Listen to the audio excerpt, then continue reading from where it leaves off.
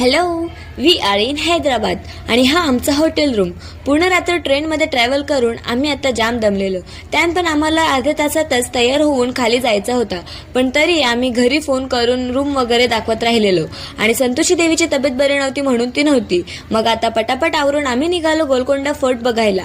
इथे पोहोचल्यावर मला तर वाटलं भाई की आपल्या अजिंठा वेरूळ लेण्यांमध्ये चालो की काय.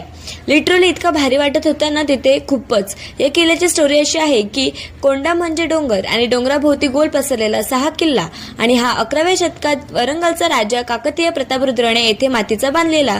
मग नंतर 14व्या शतकात वरंगलच्या लढाईत बहमनी सुलतानाच्या तो ताब्यात आला. ही एक ऐतिहासिक वास्तू आहे. यालाच भारतीय वास्तुकलेचा एक चमत्कारही मानला जातं. आणि इथं आम्ही जाम मजा केली. खूप व्हिडिओज पण काढला, पण एडिट करायला टाइम नाही ती गोष्ट वेगळी. वरच्या टोकावरून तर भाई अख्खा हैदराबादच दिसत होता. ये हमारा फर्स्ट डे था इन हैदराबाद. अगले अपडेट के लिए स्टे ट्यून्ड. तब तक